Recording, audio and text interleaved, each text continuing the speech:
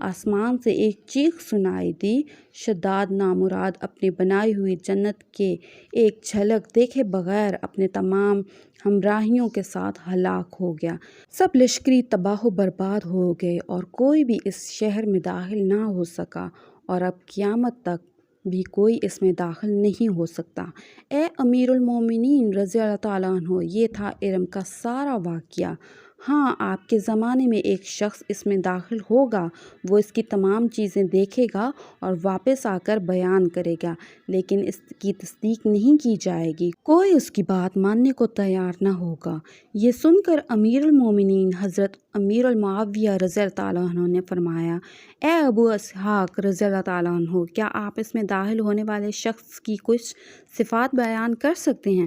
فرمایا، ہاں، وہ شخص سرخ و بورا اور پست قد ہوگا، اس کی آنکھیں نیلی ہوں گی اور اس کے ابرو پر ایک تل ہوگا۔ وہ اپنے گمشدہ اونٹ کی تلاش میں اس صحرا میں جائے گا تو اس پر وہ شہر ظاہر ہوگا۔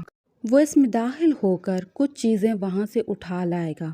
اس وقت حضرت سیدنا عبداللہ بن کلابہ رضی اللہ تعالیٰ عنہ نے حضرت سیدنا امیر المعاویہ رضی اللہ تعالیٰ عنہ کے ساتھ بیٹھے ہوئے تھے۔ حضرت سیدنا کعب رضی اللہ تعالیٰ عنہ نے ان کی طرف دیکھا تو فرمایا، اے امیر المومنین رضی اللہ تعالیٰ عنہ، یہی وہ شخص ہے جو اس میں داخل ہوا ہے، آپ اس سے وہ چیزیں پوچھ لیجئے جو میں نے آپ کو بتائیں۔ حضرت سیدنا امیر المعاویہ رضی اللہ تعالیٰ عنہ نے فرمایا، اے ابو اسحاق رضی اللہ تعالیٰ عنہ، یہ تو میرے خادموں میں سے ہے اور میرے پاس ہی ہے۔ فرمایا، یا تو یہ اس شہر میں داخل ہو چکا ہے یا عنقریب داخل ہوگا، بس یہی وہ شخص ہے۔